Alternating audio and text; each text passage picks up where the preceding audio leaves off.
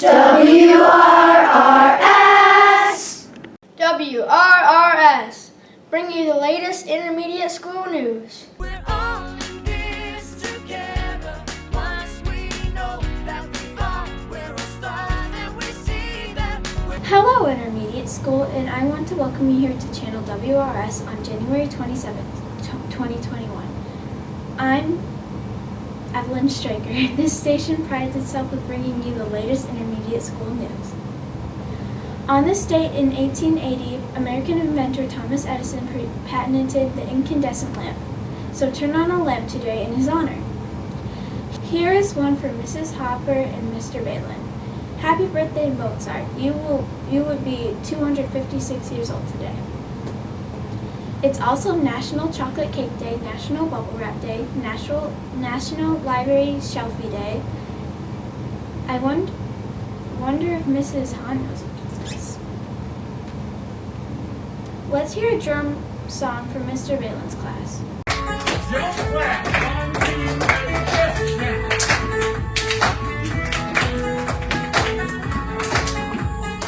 Go back to class.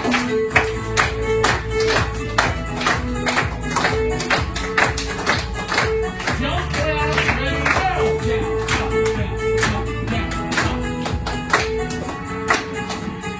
Back to class. Ready, now we're gonna go back to the wall. Ready, go.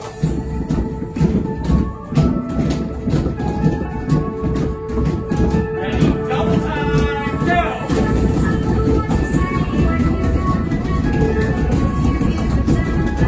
Back to regular.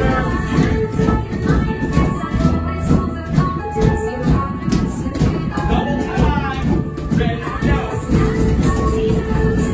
Now this time we're gonna go as fast as we go. Ready, go!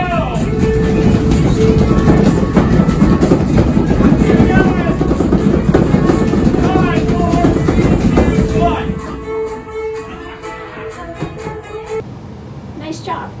Let's find out who this week's Student of the Weeks are.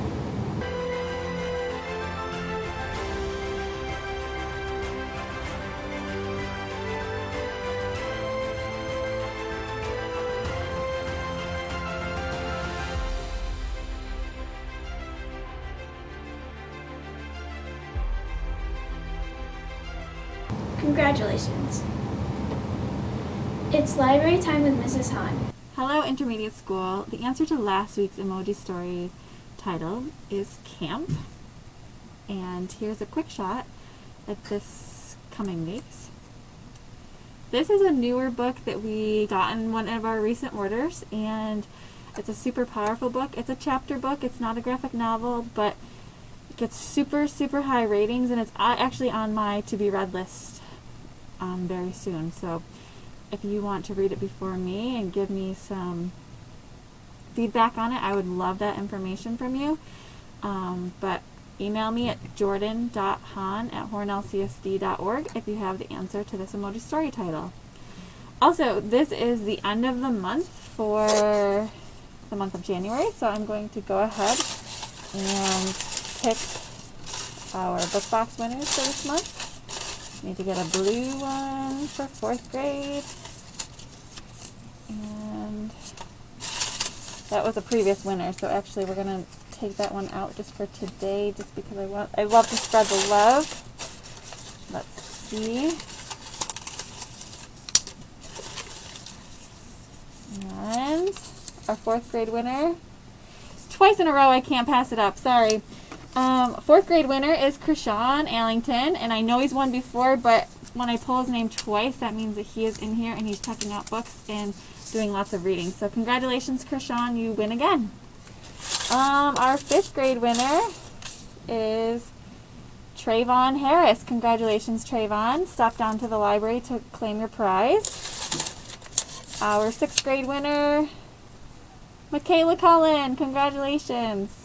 So stop on down. And our faculty winner for this month is Miss Matze. Congratulations, Miss Matze. So everyone come on down and we will be glad to give you your book box for the month of January. Congratulations.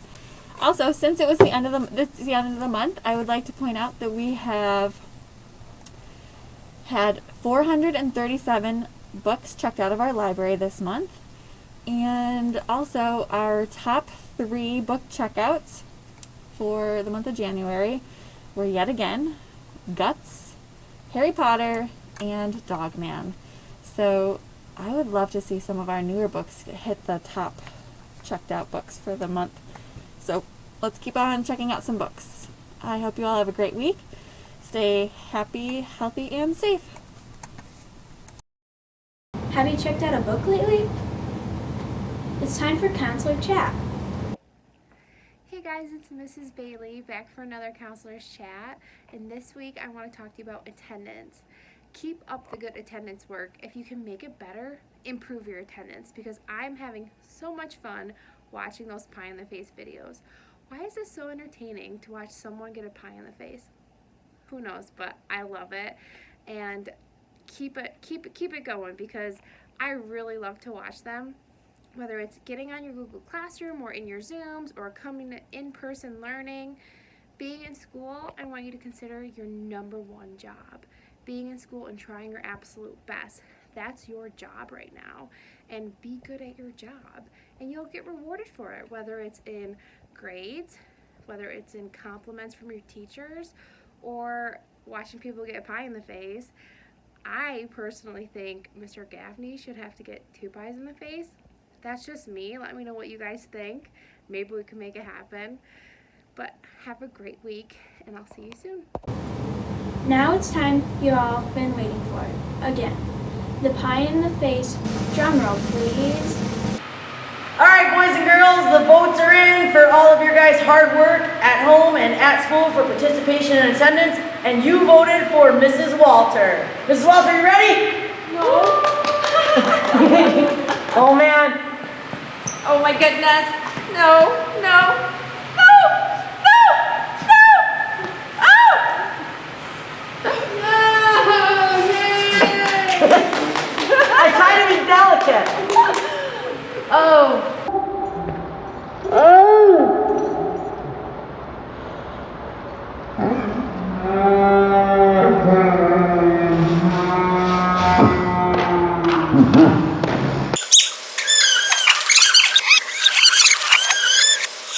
I am so glad that you've been coming to school. Yay! Keep it up, boys and girls. Good job! I can't wait to find out who the next one is. Good job, guys. Keep it up. Ah! Keep watching for those pop-up votes. You will find them in an assignment online. Maybe an email from your teacher randomly in your Google Classroom. So keep watching, but make sure when you vote. Being a super reader is important. That's why Mrs. Monison is here to give us some tips. You could be a super reader just like me. Hi boys and girls, today I'm going to talk to you about nonfiction texts.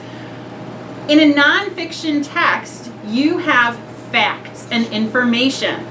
And I want to talk to you about some of the things that are often present in a nonfiction text. Sometimes in a narrative nonfiction, which is told in storytelling style, and sometimes in an informational text or expository text. So I have a couple of examples of books that fall into both of those categories, and I'm going to show you some of the things that give us a hint that we might be looking at a nonfiction text. You can't use just one of these to tell yourself, oh, well, there are photographs or a table of contents, so it must be nonfiction. But when you look at the book as a whole, if you have many of these elements or pieces, you'll know that you're probably looking at a nonfiction text. So I'm going to tell you what some of those things to look for are. One of the things you can look for is details that tie it to reality. For example, do the names have first and last names? Are there dates? Are there locations like town names and states so that you can tell exactly where it took place? And then there are also a lot of text features that are commonly seen in a nonfiction text.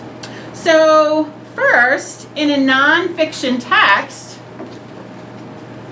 you'll often see a table of contents. It tells you what each of the sections is called, and you'll see these words later when they are the headings for each section. But a lot of nonfiction texts are divided into sections.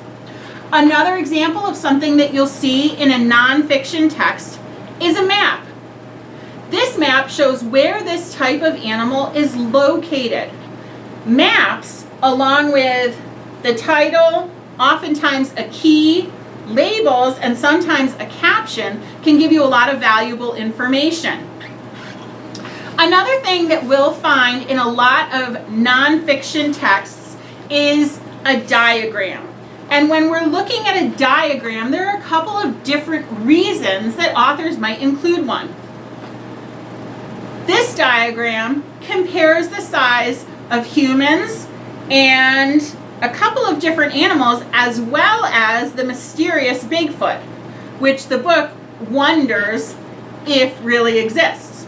So this diagram is designed to compare sizes. The diagram is a drawing without details that's there for a specific purpose. The purpose of this diagram is different. Again, this is a simplified drawing without a lot of details, there's no background, but the purpose here is to label the parts of the animal. And those labels tell us what all the different parts of this octopus are called. So diagrams are a common feature in nonfiction books. Another thing that we might find in a nonfiction text is a graph. A graph is an easy way to display complicated information. And when we use a graph, it makes it easier for us to understand it. There are often graphs in nonfiction texts. Now this next one is tricky, because usually when we think of a nonfiction text and we're thinking of the graphics, we would think first of photographs. For example, these photographs, which show the steps in a process of an octopus escaping.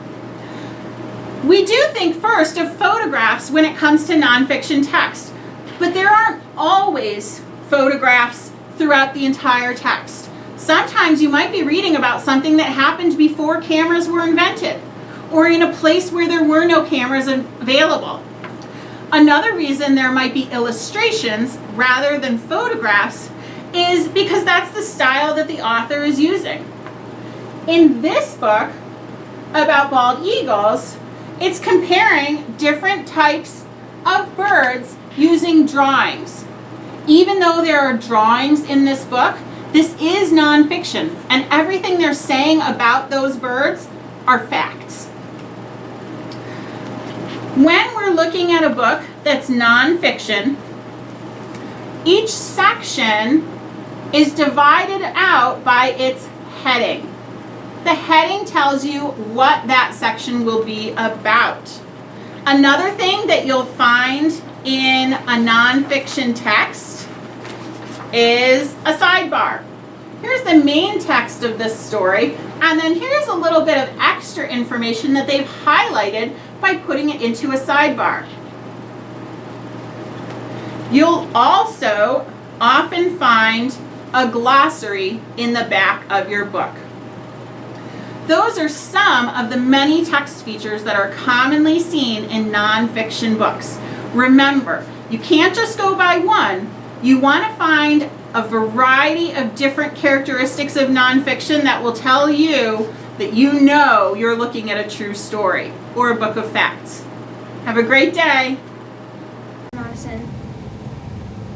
This brings an end to our broadcast today. Remember to keep those masks on where you're supposed to, wash your hands, do the vampire cough and sneeze, and be respectful to others. Okay, say it with me. We are respectful, we are responsible, we are safe. We are Red Raiders strong.